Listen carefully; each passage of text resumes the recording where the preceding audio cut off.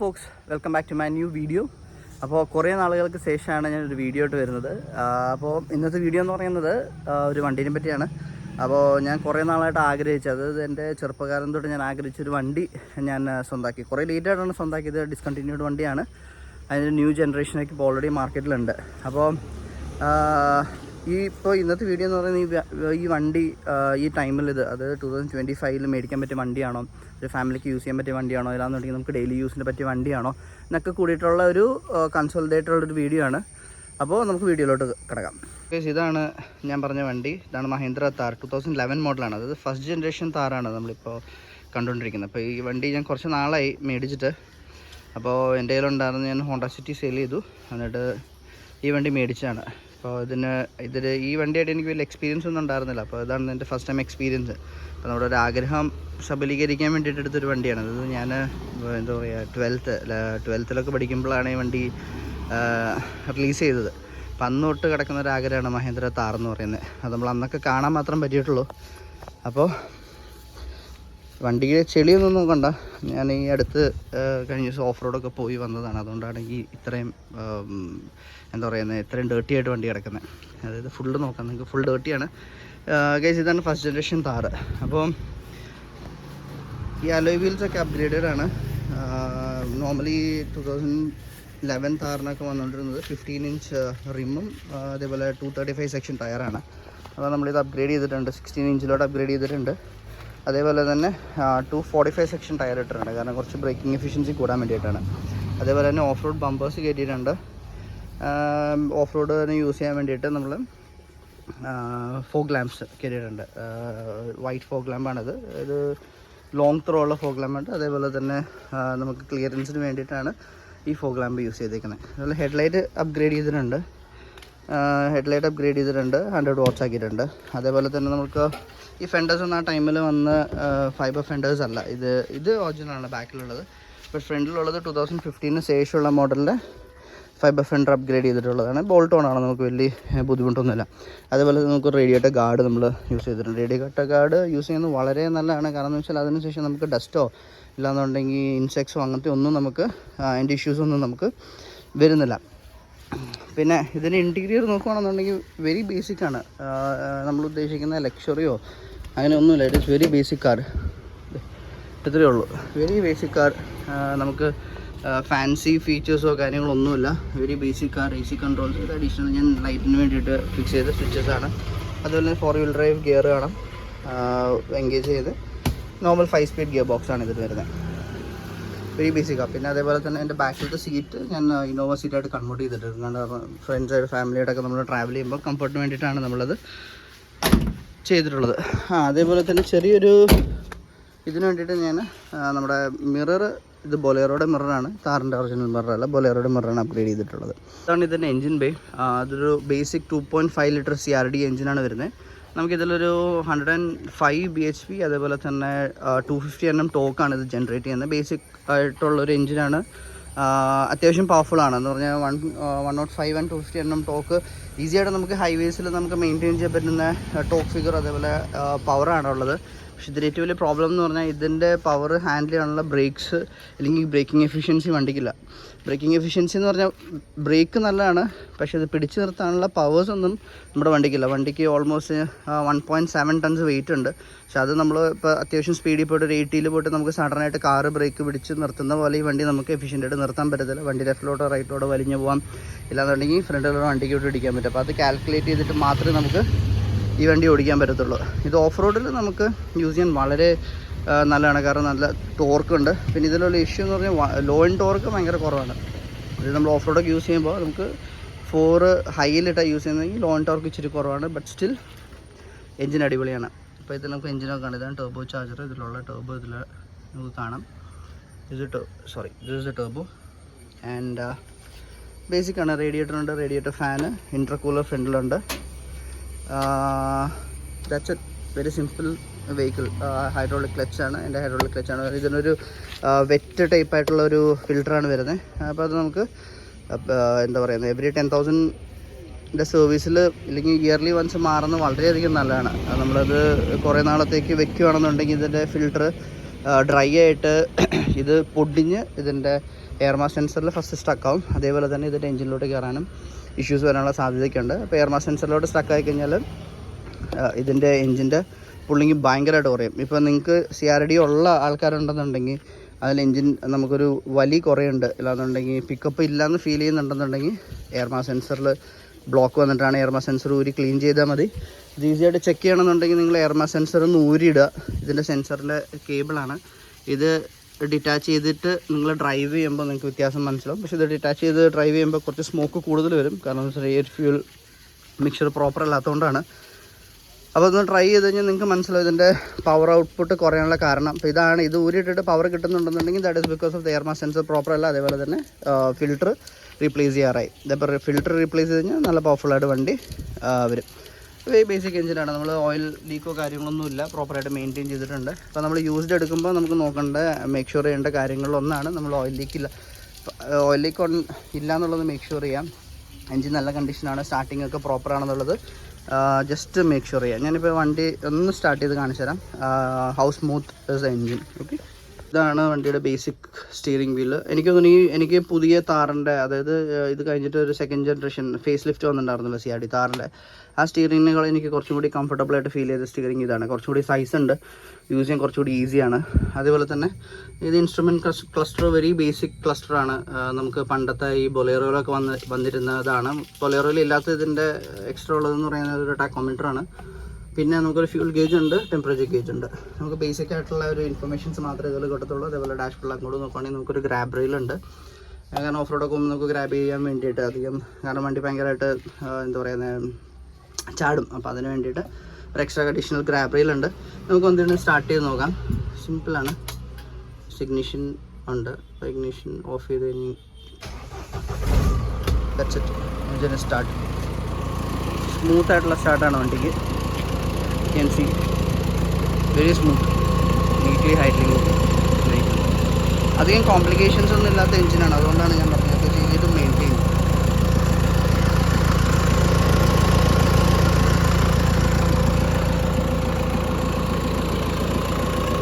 ഇതൊക്കെ എൻ്റെ ഫോഗ് ലൈറ്റ്സിൻ്റെ ഒക്കെ അഡീഷണൽ റിലീസൊക്കെയാണ്.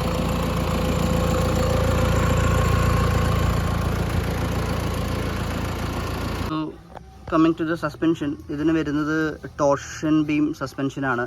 സോ ടോർഷൻ ബീം സസ്പെൻഷനാണ് ഫ്രണ്ടിൽ വരുന്നത്, ബാക്കിൽ നമുക്ക് ലീഫാണ്. അതുപോലെ ഇത് നമ്മുടെ പറയുന്നത് ഇതാണ് സ്റ്റെബിലൈസർ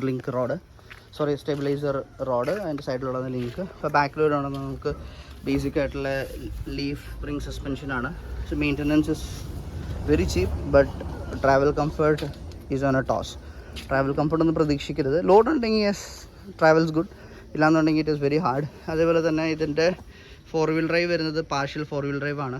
അപ്പോൾ പാർഷ്യൽ 4-wheel ഡ്രൈവ് എന്ന് പറയുമ്പോഴത്തേക്കും നമുക്ക് പജേറോ ഒക്കെ യൂസ് ചെയ്യുന്ന പോലെ ഹൈവേസിലൊന്നും നമുക്ക് 4-wheel ഡ്രൈവ് ഇട്ടിട്ട് ട്രാവൽ ചെയ്യാൻ പറ്റത്തില്ല, അല്ലെങ്കിൽ ഡ്രൈവ് ചെയ്യാൻ പറ്റത്തില്ല. കാരണം ഇതിന് 4-wheel ഇട്ട് ഇപ്പോൾ എന്താ പറയുന്നത് ടർമാക്കിൽ, ഇല്ലാന്നുണ്ടെങ്കിൽ ഗ്രിപ്പുള്ള സർഫേസിൽ നമ്മൾ 4-wheel ഡ്രൈവ് ഇട്ടിട്ട് ഹാർഡ് ടേൺസ് എടുക്കുകയാണെന്നുണ്ടെങ്കിൽ ബൈൻഡിങ് ഇഷ്യൂസ് വരും. കാരണം ഇതിന് സെൻട്രൽ ഡിഫറൻഷ്യൽ ഇല്ല. നമ്മൾ പറയുന്നത് പജേറോയ്ക്ക് സെൻട്രൽ ഡിഫറൻഷ്യൽ ഉണ്ട്. അപ്പോൾ ഇതിന് ആകെയുള്ളത് ട്രാൻസ്ഫർ കേസാണ്, അതുകൊണ്ടാണ് ഇത് പാർഷ്യൽ 4-wheel ഡ്രൈവ് എന്ന് പറയുന്നത്. അപ്പോൾ ട്രാൻസ്ഫർ കേസ് ഉള്ളപ്പോൾ നമുക്ക് ടർമാക്കിൽ ഇട്ട് കഴിഞ്ഞാൽ ബൈൻഡിങ് ഇഷ്യൂ വരും. കാരണം ബാക്കിലും ഫ്രണ്ടിലും ടയറിൻ്റെ സ്പീഡ് ഇതിൻ്റെ റെഗുലേറ്റ് ചെയ്യാൻ പറ്റത്തില്ല. നിങ്ങൾക്കറിയാമല്ലോ ഡിഫറൻഷ്യലിൻ്റെ ബേസിക് ഫംഗ്ഷൻ എന്ന് പറയുന്നത് സ്പീഡ് കൺട്രോൾ ചെയ്യുക, അല്ലെങ്കിൽ രണ്ട് വീലിൻ്റെ സ്പീഡ് ഹാൻഡിൽ ചെയ്യുക എന്നുള്ളതാണ്. അപ്പോൾ ഇതിന് ഫ്രണ്ടിലും ബാക്കിലും സെയിം ടോർക്കായിരിക്കും. അപ്പോൾ നമുക്ക് ടേൺ ചെയ്യുമ്പോൾ വീലിൻ്റെ സ്പീഡ് അഡ്ജസ്റ്റ് ചെയ്യാൻ പറ്റാതെ വരുമ്പോൾ ബൈൻഡിങ് ഇഷ്യൂ വരും. ബേസിക്കലി അതാണ് പാർഷ്യൽ 4-wheel ഡ്രൈവിൻ്റെ ആകെയുള്ള issue. But off road it performs well.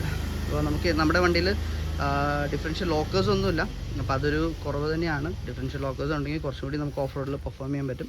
ഞാൻ അധികം ഹാർഡ് കോർ ഓഫ് റോഡ്സ് ഒന്നും പോകാറില്ല, ബേസിക് ആയിട്ട് ഓഫ് റോഡ്സ് ആണ്. അതുകൊണ്ട് നമ്മൾ ഹൈവേ ടയേഴ്സ്, എൻ്റെ ഡെയിലി യൂസ് എന്ന് പറയുന്നത് എനിക്ക് റെഗുലർ യൂസ് ഹൈവേസിലാണ്. അതുകൊണ്ട് നമ്മൾ ഹൈവേ ടയേഴ്സ് യൂസ് ചെയ്യുന്നത്. ഹൈവേ ടയേഴ്സിന് ഫ്യൂൽ എഫിഷ്യൻസി കൂടുതലാണ്, അതേപോലെ ടയർ ലൈഫ് കൂടുതലാണ്, പിന്നെ ബ്രേക്കിംഗ് എഫിഷ്യൻസി കൂടുതലാണ്. അതൊക്കെ നല്ലതാണ്. ഇപ്പോൾ നമ്മൾ MT ടയർ ഇടുകയാണെങ്കിൽ ബ്രേക്കിംഗ് എഫിഷ്യൻസി കുറയും. അതേപോലെ തന്നെ വണ്ടിക്ക് ലോഡ് വരും, ഭയങ്കര ഹെവിയാണ്. എന്താ പറയുന്നത്, ഈ ഓഫ് റോഡ് ടയേഴ്സ് എന്ന് പറയുന്നത് ഭയങ്കര ഹെവിയാണ്. ഇതിന് വരുന്നത് ഫ്രണ്ടിൽ IFS ആണ്, ഇൻഡിപെൻഡൻ്റ് ആയിട്ടുള്ള സസ്പെൻഷൻ. അത് CV ആക്സിൽസൊക്കെയാണ് ഡ്രൈവ് വരുന്നത്. അപ്പോൾ അത് അധികം നമ്മൾ ലോഡ് കൊടുത്തു കഴിഞ്ഞാൽ അത് ഡാമേജ് ആവാനുള്ള ചാൻസസ് ആർ വെരി ഹൈ. ഇപ്പോൾ നമ്മൾ നോക്കുകയാണെന്നുണ്ടെങ്കിൽ ഇപ്പോൾ ഓഫ് റോഡ് ഡ്രീംസ്, ഇപ്പോൾ നമ്മൾ അലോയ് വീൽ ഞാൻ ഓപ്റ്റ് ചെയ്യാൻ കാരണം alloy wheel is very light when you compare it with the normal disc or with the off road disc. അപ്പോൾ നമ്മൾ ഓഫ് റോഡ് ഡിസ്ക് ഇടുമ്പോൾ തന്നെ വണ്ടിക്ക് അത്യാവശ്യം നല്ല വെയിറ്റ് കയറും. നോർമൽ ടയർ യൂസ് ചെയ്താലും ഓഫ് റോഡ് ഡിസ്ക് ഇടുമ്പോൾ നല്ല വെയിറ്റ് കയറും. ഓഫ് റോഡ് ഡിസ്ക് ഇട്ട് അതിൻ്റെ പുറമേ നമ്മൾ പിന്നെ ഓഫ് റോഡ് ടയേഴ്സ് അല്ലെങ്കിൽ എം ടി ടയേഴ്സും കൂടി ഇട്ട് കഴിഞ്ഞാൽ വണ്ടിക്ക് വീലിന് തന്നെ എനിക്ക് തോന്നുന്നു ഓൾമോസ്റ്റ് ഒരു 25 to 30 kg വരെ ഒരു വീലിന് നമുക്ക് വെയിറ്റ് വരാനുള്ള സാധ്യതയുണ്ട്. അപ്പോൾ റോളിംഗ് റെസിസ്റ്റൻസ് കൂടും, നിങ്ങൾക്കൊരു പവർ ലോസ് ഫീൽ ചെയ്യാം. യെസ്, ലുക്ക് വൈസ് വണ്ടി അടിപൊളിയാണ്, ലുക്ക് വൈസ് നല്ലതാണ്. ഓഫ് റോഡിൽ പെർഫോമൻസും ഉണ്ട്. പക്ഷേ ഓഫ് റോഡിൽ എനിക്ക് കൂടുതൽ ഇഷ്ടപ്പെട്ടത് അലോയ് വീൽസാണ്. അലോയ് വീൽസിൽ ഓഫ് റോഡ് ടയർ ഇടുവാണെങ്കിലും it is better than the off road rims. Off road rims ഇട്ടിട്ട് ഓഫ് റോഡ് റിംസ് ഭയങ്കര അബ്യൂസ് ചെയ്യാൻ പറ്റും. That is a real thing. നമുക്ക് അത്രയും അബ്യൂസ് ചെയ്യാൻ പറ്റില്ല അലോയ് വീലിൽ. പക്ഷേ വെയിറ്റ് കൂടുതലാണ്. CV ആക്സിൽസിന് നിങ്ങൾക്ക് ഡാമേജ് വരാനുള്ള ചാൻസസ് ആർ വെരി ഹൈ. ഇപ്പോൾ നമ്മളൊരു CRD താറിന് പകരം നമ്മളൊരു DI താറാണ് യൂസ് ചെയ്യുന്നതെങ്കിൽ DI താറിന് നിങ്ങൾ എന്ത് അബ്യൂസ് ചെയ്താലും അതിന് ഫ്രണ്ടിൽ സോളിഡ് ആക്സിലാണ് വരുന്നത്. ഇതിന് സോളിഡ് ആക്സിലല്ല വരുന്നത്, CV ആക്സിൽസാണ്. രണ്ട് സൈഡിലേക്ക് ഇൻഡിപെൻഡൻ്റ് ആയിട്ടുള്ള സസ്പെൻഷനാണ്. അതുകൊണ്ടാണ് നമുക്ക് ഓൺ റോഡ് ട്രാവൽ കംഫർട്ട് ഉള്ളത്. പക്ഷെ അതിൽ നമുക്ക് കൂടുതൽ അബ്യൂസ് ചെയ്യാൻ പറ്റത്തില്ല. അബ്യൂസ് ചെയ്ത് കഴിഞ്ഞാൽ that axle is gonna cost very high price. നമ്മൾ വിചാരിക്കുന്നവരെയല്ല, 2 CV ആക്സിൽ മാറണമെന്നുണ്ടെങ്കിൽ it is very expensive. So അങ്ങനത്തെ മണ്ടത്തരങ്ങളൊക്കെ കാണിക്കാതിരിക്കുക. നമ്മളിപ്പോൾ കാണണമെന്നുണ്ടെങ്കിൽ ഇൻസ്റ്റാഗ്രാമിലൊക്കെ താറ് കുറേ ഭയങ്കരമായിട്ട് ഓഫ് റോഡിൽ അബ്യൂസ് ചെയ്യുന്നതൊക്കെ കാണാം. ബട്ട് യെസ്, അബ്യൂസ് ഫ്രണ്ട്ലി അല്ലെന്നല്ല പറയണം, നമുക്ക് നല്ല രീതിയിൽ അബ്യൂസ് ചെയ്യാം. പക്ഷേ ഇതേ രീതിയിൽ നമ്മൾ ഹെവി ആയിട്ട് ഉള്ള ടയേഴ്സൊക്കെ ഇട്ട് കഴിഞ്ഞാൽ വണ്ടിക്ക് ഇഷ്യൂസ് വരാം. കാരണം നമ്മൾ ചിലർ ചെയ്യുന്ന കണ്ടിട്ടുണ്ട് 35 ഇഞ്ചസ് ടയർ ഇട്ട് 33 ഇഞ്ചസ് ടയറൊക്കെ ഇട്ടിട്ട് MT ടയേഴ്സൊക്കെ ഇട്ടിട്ട് യൂസ് ചെയ്യുന്നത്. ഭയങ്കര ഹെവിയാണ് വണ്ടിക്ക്. ഫ്യൂൽ എഫിഷ്യൻസി ഇഷ്യൂ അല്ല, നിങ്ങൾക്ക് മെയിൻ്റനൻസിന് എമൗണ്ട് സ്പെൻഡ് ചെയ്യുന്ന ഇഷ്യൂ അല്ല എന്നുണ്ടെങ്കിൽ എല്ലാം ഫിക്സബിൾ ആണ്. വണ്ടി is normal regular maintenance is very pocket friendly. നമ്മൾ വിചാരിക്കുന്ന പറയല്ല, ഭയങ്കര ഹെവി എക്സ്പെൻസസ് ഒന്നുമില്ല. ബട്ട് ദ പ്രോബ്ലം ഇസ് നിങ്ങൾക്ക് എല്ലാ ടൈമിലും എന്തെങ്കിലുമൊക്കെ അലർജി ഉള്ള maintenance, nut loose, bolt loose, അത് ഇത് എന്ന് പറഞ്ഞാൽ യു ഗെറ്റ് ഇറ്റ്. ഇതാണ് basic interior. As I said, ഇതൊക്കെ ഞാൻ എൻ്റെ ഫോൺസ് വെക്കാനായിട്ടുള്ള ഒരു ചെറിയ ഫോൺ ഹോൾഡേഴ്സാണ്. So this my GoPro holder. Rear view mirror ഉണ്ട്, സൺ ബ്ലൈൻഡ്സ് ഉണ്ട്. ഞാൻ ഇതൊരു യൂസ് ചെയ്തിട്ടില്ല, വന്നിട്ടില്ല. ഒരു ക്യാബിൻ ലൈറ്റ് ഉണ്ട്. ആൻഡ് ഞാൻ പറഞ്ഞ പോലെ I have change or upgraded to Innova seat ഒരു കംഫർട്ടിന് വേണ്ടിയിട്ട്. സോ അതിൻ്റെ ഒപ്പം തന്നെ ഞാനൊരു ചെറിയൊരു സൈഡിൽ ഗാർഡ് കൊടുത്തിട്ടുണ്ട്. സൈഡിൽ ഹോൾഡിങ്സ് ഒന്നും ഉണ്ടായിരുന്നില്ല. അപ്പോൾ ആരെങ്കിലും പാസഞ്ചേഴ്സ് ഇരിക്കുകയാണെന്നുണ്ടെങ്കിൽ നമ്മൾ ഹാർഡ് ടേൺസ് എടുക്കുക അല്ലെങ്കിൽ ഓഫ് റോഡൊക്കെ പോകുകയാണെന്നൊരു സേഫ്റ്റിക്ക് വേണ്ടിയിട്ടാണത് വെച്ചിട്ടുള്ളത്. ഫോൾഡബിൾ ആണ്. നമുക്കിപ്പോൾ എന്തെങ്കിലും ആവശ്യം ഉണ്ടെന്നുണ്ടെങ്കിൽ നമുക്ക് ഫോൾഡ് ചെയ്ത് ഇന്നോവയിൽ ഫോൾഡ് ചെയ്ത് വെക്കുന്നവർ I can fold it and use it. ക്ലാമ്പും ലോക്കും ഫിക്സ് ചെയ്തിട്ടുണ്ട്. അതുപോലെ തന്നെ ബേസിക്കലി ഈ വണ്ടി എന്ന് പറയുന്നത് ഭയങ്കര റാറ്റ്ലിംഗ് നോയ്സ് ഉള്ളൊരു വണ്ടിയാണ്. നിങ്ങൾക്ക് ബാക്ക് സ്പെയർ വീല് മൗണ്ട് ചെയ്ത് ബൂട്ട് ലിഡ് ആയതുകൊണ്ട് നല്ല ശബ്ദം ഉണ്ടാവും, റാറ്റ്ലിംഗ്. ഇപ്പോൾ നമ്മൾ കുണ്ടിലും കുഴിയിലും ചാടുമ്പോൾ റാറ്റ്ലിംഗ് നോയ്സ് ഉണ്ടാവും, ഡോറുമേ റാറ്റ്ലിംഗ് നോയ്സ് ഉണ്ടാവും. അതൊക്കെ നമ്മൾ ഇടയ്ക്കൊക്കെ ഒന്ന് നെട്ട് ബോൾട്ടൊക്കെ ടൈറ്റ് ചെയ്തിടുകയാണെന്നുണ്ടെങ്കിൽ ആ ഇഷ്യൂസ് വരത്തില്ല. പിന്നെ AC ഈസ് ലൈക്ക് ലിറ്ററലി നല്ല ചൂട് ടൈമിൽ യൂസ്ലെസ് എന്ന് വേണമെങ്കിൽ പറയാം. പ്രത്യേകിച്ച് വലിയ എഫിഷ്യൻ്റ് ആയിട്ടുള്ള AC ഒന്നുമല്ല. ഇതിൻ്റെ ACയുടെ കംപ്രസർ അപ്ഗ്രേഡഡ് ആണ്. സ്റ്റിൽ നമുക്ക് AC എഫിഷ്യൻ്റ് അല്ല. ഉച്ചയ്ക്ക് എന്ന് പറഞ്ഞാൽ നല്ല വെയിലുള്ള ടൈമിൽ ഇറ്റ് ഇസ് യൂസ്ലെസ്. അപ്പോൾ ബിഫോർ 12 ആണെന്നുണ്ടെങ്കിൽ it is okay, after 3 it is okay. AC is good. നമ്മൾ പറയുന്നത് കറക്റ്റ് ഉച്ചയ്ക്ക് അല്ലെങ്കിൽ നൂൺ ടൈമിൽ നമുക്ക് AC യൂസ്ലെസ് ആണ്. പിന്നെ ഇതിൻ്റെ വരുന്നത് ഇത് ബേസിക്, ഞാൻ ഫ്ലോറിൽ മാച്ച് ഇടാറില്ല ബേസിക്കലി. കാരണം എന്ന് വെച്ചാൽ ഇതിൽ നമുക്ക് എങ്ങനെയൊക്കെ പറഞ്ഞാലും ചെറുതായിട്ട് വെള്ളം ഉള്ളിലോട്ട് ലീക്ക് ചെയ്യും. കാരണം നമുക്ക് ഇതൊക്കെ ഫോൾഡബിൾ ആയിട്ടുള്ള ടൈപ്പ് വിൻഷീൽഡും കാര്യങ്ങളൊക്കെ ആയതുകൊണ്ട് സൈഡിൽ കൂടെ നമുക്ക് വെള്ളം ഉള്ളിലേക്ക് ലീക്ക് ചെയ്യും. അപ്പോൾ അത് നമ്മൾ മാറ്റ് ഇടുകയാണെന്നുണ്ടെങ്കിൽ മാറ്റ് ഇങ്ങനെ കിടന്ന് റസ്റ്റ് വരാനുള്ള ചാൻസസ് വെരി ഹൈ. അപ്പോൾ നമ്മൾ മാറ്റ് ഇടാതിരിക്കുന്നതാണ് വണ്ടിക്ക് നല്ലത്. ഇപ്പോൾ നിങ്ങൾക്ക് മാറ്റ് യൂസ് ചെയ്യാം. ഇപ്പോൾ നിങ്ങളിപ്പം മഴക്കാലം അല്ല വേനൽക്കാലം ആണെന്നുണ്ടെങ്കിൽ യു ക്യാൻ യൂസ് ദ മാറ്റ്.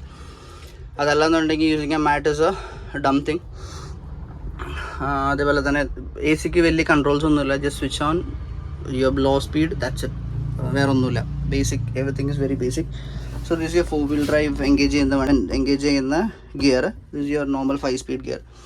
അപ്പോൾ നോർമലി നമ്മൾ ഓഫ് റോഡ് പോകുമ്പോൾ മാത്രമാണ് 4-wheel എൻഗേജ് ചെയ്യുക. ജസ്റ്റ് 4 ഹൈയിലോട്ട് ഇടാനായിട്ട് just 1 pull back, ലോയിലോട്ട് ഇടുന്നുണ്ടെങ്കിൽ left and then just pull back, that's it. അതിൻ്റെ സെൻറ്ററിലൊരു മാസ്റ്റർ ന്യൂട്രൽ ഉണ്ട്. മാസ്റ്റർ ന്യൂട്രൽ ഇട്ട് കഴിഞ്ഞാൽ നമ്മൾ ഗിയർ ഇട്ടാലും നോർമൽ ഗിയർ ഇട്ടാലും വണ്ടി പോകത്തില്ല. അത് കഴിഞ്ഞിട്ട് 4 ലോയിലോട്ട് എൻഗേജ് ചെയ്യുക. You get a good low and torque, and you have your wiper controls and light controls. So very basic. നമുക്ക് വെയിലൊന്നും അധികം അടിക്കത്തില്ല, കാരണം വിൻഷീൽഡ് ഇങ്ങനെ ഇരിക്കുന്നുണ്ട്, നിങ്ങൾക്ക് വെയിലോ കാര്യങ്ങളൊന്നും അടിക്കത്തില്ല. വെരി ഹെൽപ്ഫുള്ളാണ് ആ ഒരു കാര്യത്തിൽ. വിസിബിലിറ്റി ഈസ് വെരി ഹൈ, കാരണം വളരെ ചെറിയൊരു എ പില്ലറാണുള്ളത്, വിസിബിലിറ്റി കൂടുതലാണ്. പക്ഷേ ഒരു ഇഷ്യൂ എന്നുള്ളത് നമ്മൾ ഇങ്ങനെ ഇരിക്കുന്ന ഈ സീറ്റിങ്ങിൽ ഇങ്ങനെയാണ് നമുക്ക് സൈഡ് വിസിബിലിറ്റി വരിക. അപ്പോൾ നമ്മളെപ്പോഴും നമുക്ക് സൈഡ് നോക്കണമെങ്കിൽ ഫ്രണ്ടിലോട്ട് നോക്കിയിട്ട് വേണം നമുക്ക് സൈഡ് നോക്കാനായിട്ട്. അതുപോലെ അതിൻ്റെ ബാക്കിൽ ചെറിയൊരു വ്യൂ ഉള്ളൂ. അപ്പം അങ്ങനത്തെ ചെറിയ ചെറിയ ഇഷ്യൂസ് ഈ വണ്ടിക്കുണ്ട്.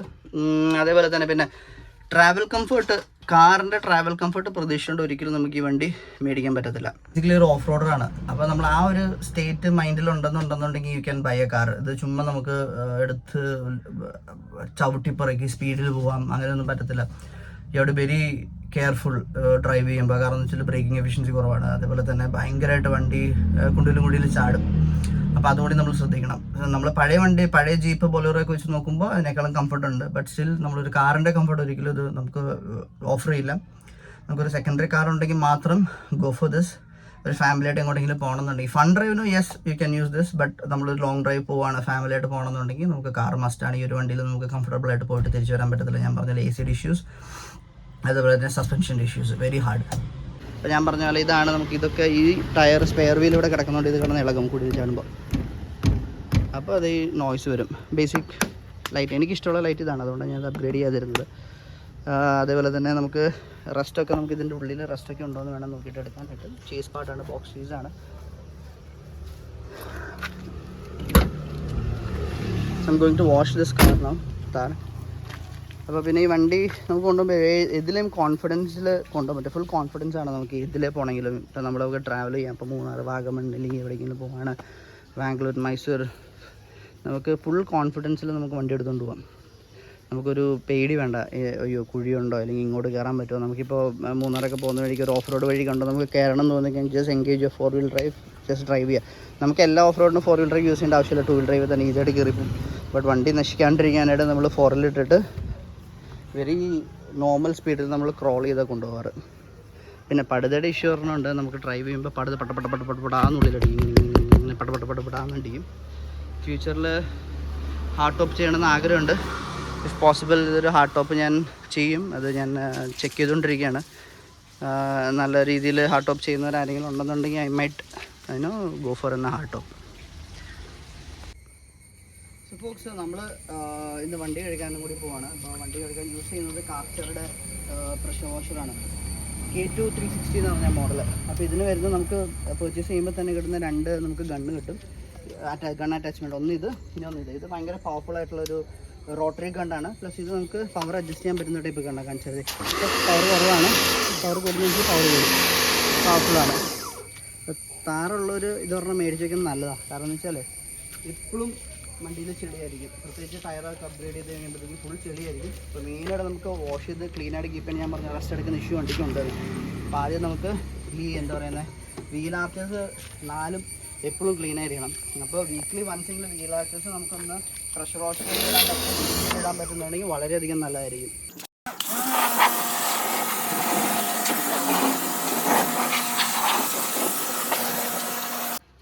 നമുക്ക് ഈസി ആയിട്ട് വീട്ടിൽ വണ്ടി കഴുകാന്നേ ഉള്ളൂ. ഒരു പ്രഷർ വാഷർ വേണമെന്നില്ല, ഒരു ബക്കറ്റും കപ്പുണ്ടെങ്കിൽ നമുക്ക് ഈസി ആയിട്ട് വണ്ടി കഴുകാന്നേ ഉള്ളൂ. പക്ഷേ എൻ്റെ വണ്ടിക്ക് കൂടുതൽ ചെളി എപ്പോഴും മണ്ണുണ്ടാവും. അതുകൊണ്ട് ഇങ്ങനെ മണ്ണ് നിൽക്കുന്നതുകൊണ്ടാണ് ഞാൻ ആദ്യം പ്രഷർ വാഷിൽ ഫുള്ള് ഞാൻ എന്ത് ചെയ്തു, റിൻസ് ചെയ്ത് മണ്ണ് കളഞ്ഞതിന് ശേഷം മാത്രമേ ഞാൻ സോപ്പിട്ട് കഴുകി ഫൈനലായിട്ട് ഒന്നുകൂടി ഒന്ന് ക്ലിയർ ചെയ്യുള്ളൂ. അപ്പോൾ ആ രീതിയിലായിരിക്കും ഞാൻ കഴുകുന്നത്. ഞാൻ മന്ത്ലി 1 or 2 മാത്രമേ വണ്ടി കഴുകുള്ളൂ. പക്ഷേ ഞാൻ വീൽ ആർച്ചേഴ്സ് എപ്പോഴും ഞാൻ മേക്ക് ഷുവറിങ് ക്ലീൻ ആണെന്നുള്ളത്, കാരണം ആ സൈഡിൽ നമുക്ക് റെസ്റ്റ് വരരുത്. ഓക്കെ ഗൈസ്, അപ്പോൾ നമ്മൾ യൂസ് ചെയ്യുന്ന ഷാമ്പൂ ഇതാണ്, ഡേ നൈറ്റ് എന്ന് പറഞ്ഞിട്ട്. ഞാൻ വലിയ എക്സ്പെൻസീവ് ഒന്നുമില്ല, 130 rupees ഉള്ളൂ. 500 ml ഷാമ്പൂ. ഇതൊക്കെ ഞാൻ യൂസ് ചെയ്യുള്ളൂ. നമ്മൾ എക്സ്പെൻസീവ് ആയിട്ടുള്ള കാർ കെയർ കാര്യം അങ്ങനെയൊന്നും ഞാൻ യൂസ് ചെയ്യാറില്ല. ബേസിക് ആയിട്ടുള്ള ഷാമ്പൂ ഇതൊക്കെ ധാരാളമാണ് വണ്ടി കഴുകാനായിട്ട്. ഇതിൽ വണ്ടി സ്ക്രബ് ചെയ്യാൻ വേണ്ടിയിട്ട് ഞാൻ യൂസ് ചെയ്യുന്ന സ്ക്രബ്ബറാണിത്. ഇതൊരു മൈക്രോ ഫൈബർ ടൈപ്പ് ഒരു സ്ക്രബ്ബറാണ്. അപ്പോൾ ഇത് നമുക്ക് ഷാമ്പൂ റെഡിയാക്കാം.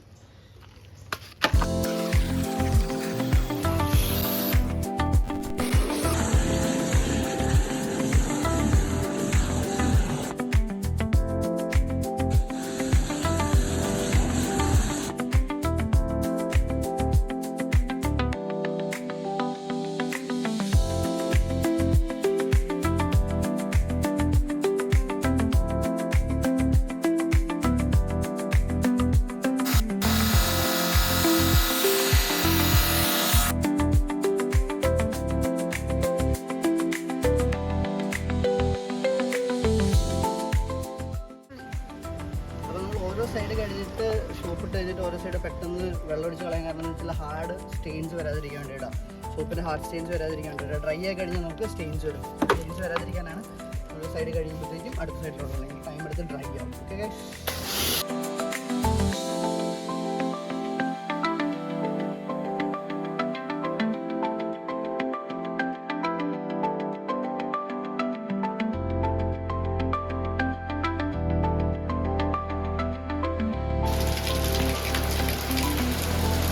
ഫുൾ മഴയായി ഗൈസ്, ഫുൾ മഴ.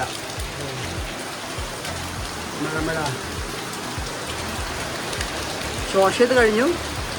അപ്പോൾ ഗൈസ് ഈ വീഡിയോ നിങ്ങളെല്ലാം സപ്പോർട്ട് ചെയ്യുക. പിന്നെ നെക്സ്റ്റ് ഇതായിട്ടുള്ള വീഡിയോസ് ഇനി മുന്നോട്ട് വരുന്നതായിരിക്കും. So thanks for watching. By.